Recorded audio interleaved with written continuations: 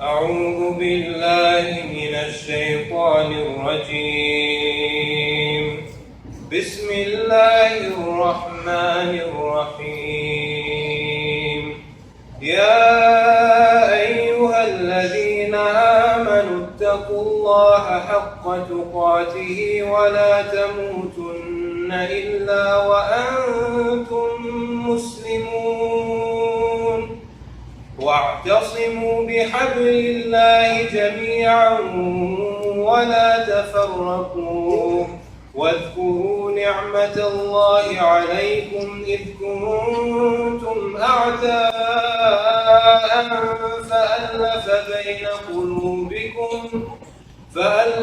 بين قلوبكم فأصبحتم بنعمته إخوانا وكنتم على شفا حفرة من النار فأنقذكم منها كذلك يبين الله لكم آياته لعلكم تهتدون. ولتكن منكم أمة يدعون إلى الخير ويأمرون بالمعروف وينهون عن المنكر وأولئك هم المفلحون. ولا تكونوا كالذين تفرقوا واختلفوا من بعد ما جاءهم البينات وأولئك لهم عذاب عظيم.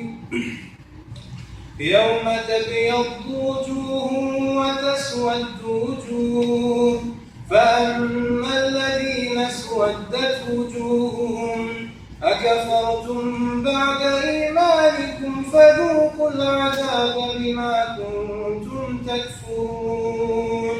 وأما الذين ابيضت وجوههم ففي رحمة الله هم فيها خالدون.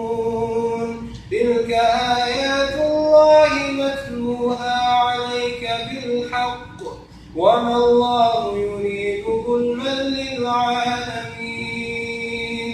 ولله ما في السماوات وما في الأرض وإلى الله ترجع الأمور. صدق الله